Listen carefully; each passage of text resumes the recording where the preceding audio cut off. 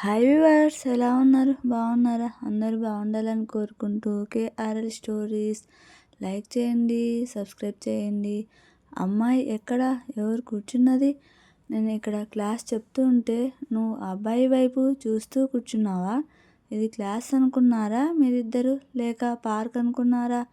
మీరిద్దరు క్లాస్ నుంచి get out అని మా లెక్చరర్ అనడంతో నేను రఘు ఒకరి మొహాలు ఒకరు చూసుకుంటూ క్లాస్ నుంచి బయటకు వచ్చేసాం. అబ్బా, మంచి పని అయ్యింది అని మనసులో ఏదో రకమైన ఆనందం వేసింది. రఘు, క్యాంటీన్కి వెళ్దామా? సరే పద.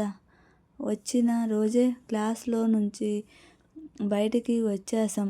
క్యాంటీన్కి వెళ్ళి చాయ్ తాగుతూ సమోసా తిందాం అన్నాడు. ఇదంతా నా వల్లే. నో నో, పర్లేదు, నో ప్రాబ్లం అని అన్నాడు. రఘు మాట్లాడుకుంటూ క్యాంటీన్కి చేరుకున్నాం. బాబాయ్కి చెప్పాను. ఇద్దరం ఒక టేబుల్ చూసుకొని వెళ్ళి కూర్చున్నాం. నా కన్నుల దాహం ఇంకా తీరలేదు. నా కనులకి ఆకలి తీరలేదు. నా కనులకి కోరిక తీరలేదు. అందుకే క్యాంటీన్లో రఘుని చూస్తూ నీళ్లు తాగుతున్నాను. రఘుని చూస్తూ చాయ్ తాగుతున్నాను. చూస్తూ సమోసా తింటున్నాను. లాగుని చూస్తూనే నా కోరికను తీర్చుకుంటున్నాను. ఇద్దరం చాయ్ తాగి సమోసా తిని బిల్ కట్టడానికి వెళ్ళాం. రఘు, నేను బిల్లు కడుతాను ఉండు కలా అన్నాడు. లేదు రఘు, క్యాంటీన్ పోదాం నేను చెప్పాను, సో నేనే బిల్ పే చేస్తాను అన్నాను. లేదు నేను చేస్తాను అంటూ ఇద్దరు ఒకరికి ఒకరు చెప్పుకుంటూ ఉన్నామనే తప్ప ఎవరు కూడా బిల్ పే చేయలేదు. మా ఇద్దరి మొహాల వైపు, నోటి వైపు చూస్తూనే ఉన్నాడు క్యాంటీన్ అతను. చివరికి నేనే నెగ్గాను. సరే నువ్వే కట్టేయి అని రఘు అన్నాడు. బిల్లు కట్టేసి నేను రఘుని అలా క్యాంపస్లో తిరుగుదామా అన్నాడు. సరే కదా, క్యాంపస్కి మనం కొత్త కదా, మనకు ఒక్కసారి చూసినట్టు ఉంటుంది. ఒక్కసారి అంతా రౌండ్ వేసి వద్దాం అన్నాడు. అలా మాట్లాడుకుంటూ కాలేజ్ క్యాంపస్ మొత్తం తిరిగేశాం.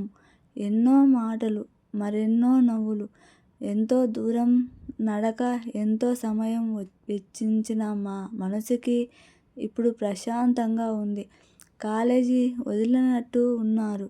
అందరూ బయటికి వచ్చారు. లిఖిత, నేహ సరాసరి మా దగ్గరికి వచ్చారు. హాయ్ రఘు అని మరొకసారి ఇద్దరి పరిచయం చేసుకున్నారు. మెల్లగా నడుచుకుంటూ మా కాలేజ్ బస్సు దగ్గరికి వెళ్ళాము. అంటే ముగ్గురం ఉదయం అదే బస్సులోనే వచ్చాం అన్నమాట. కానీ ఒకరి ఒకరం పరిచయం లేకపోవడంతో ఎవరి దారిన వాళ్ళు వెళ్ళిపోయాం అన్నమాట. ఇప్పుడు అందరం కలిసి ఒకే బస్సు ఎక్కుతున్నాం. మా బస్సు మొత్తం ఎక్కాల్సిన వాళ్ళందరూ ఎక్కేశారు. బస్సు కదిలిన 15 నిమిషాల తర్వాత బస్సు సిగ్నల్ దగ్గర ఆగింది. కళ, ఆ నెక్స్ట్ స్టేజ్ దగ్గర నేను దిగాల్సి ఉంది. ఇక్కడి నుంచి కొంత దూరం వెళ్ళగానే ఆ స్టేజ్ వస్తుంది. సో నాకు గుర్తు చేయి అన్నాడు రఘు. ఓకే రఘు అని చెప్పాను. నేను రఘు, రేపు కాలేజీకి వస్తున్నావు కదా అని అడిగాను. వస్తాను కదా, ఎందుకు అలా అడిగావు? ఏం లేదు, ఊరికే అడిగాను. రఘు ఓకే అన్నాడు. రఘు, బస్సు దిగాల్సిన స్టేజ్ వచ్చింది. రఘు, నువ్వు దిగాల్సిన స్టేజ్ వచ్చింది, దిగు అన్నాను. రఘు తిరిగి వెళ్ళిపోతుంటే అలాగే చూస్తూ ఉండిపోయాను. రఘు బస్సు దిగి వెళ్ళిపోతుంటే ఎందుకో నా కన్నులు కన్నీటితో మునుగుతున్నాయి. నా గుండె సడి నాకే వినపడుతుంది. నా కాళ్ళ గజ్జెలు చప్పుడు నాకే వినిపిస్తోంది. అంటే నా బాడీ మొత్తం వైబ్రేట్ అవుతోంది. అలా అంటూ గట్టిగా అరుపు వినపడింది. నాకు తెలియకుండానే నేను కూర్చున్న సీట్లో నుంచి పైకి లేచి నిలబడి ఉన్నాను. లిఖిత, స్నేహ ఒక్కరు నా ఒక్కొక్క చేతిని పట్టుకొని వెనక్కి లాగుతున్నట్టున్నారు. వారి చేతుల్లో నా చేతులు ఉన్నాయి. బస్సు ఆపేశారు. ఏమైంది అంటూ నేను అడిగాను. బస్సు క్లీనర్ వచ్చి, ఏమ్మా బస్సులో నుంచి దూకి చావాలి అనుకున్నావా? నువ్వు బస్సులో నుంచి దూకి చచ్చే మమ్మల్ని పీడించాలి అనుకున్నావా? మాకు ఎన్ని ప్రాబ్లమ్స్ వస్తాయో తెలుసా? నీకు కాలేజ్ యాజమాన్యానికి మేం ఏం సమాధానం చెప్పాలి అని గట్టిగా అరుస్తున్నాడు. అతను ఎందుకు అలా అరుస్తున్నాడో నాకు ఒక్క ముక్క కూడా అర్థం కాలేదు. ఏమైంది మీరన్నా చెప్పండి అంటూ నేహాలిఖితల వైపు చూశాను. ఏంటి ఏం తెలియనట్టు అలా అమాయకంగా ఫేస్ పెట్టి మమ్మల్ని అడుగుతున్నావు అన్నారు. నిజంగానే నాకు ఏం జరిగిందో అర్థం కావడం లేదు. చెప్పండి అసలు ఏం జరిగిందో? రఘు బస్సు దిగి వెళ్ళిపోయిన 2 నిమిషాలకి సీట్లో కూర్చున్నాను.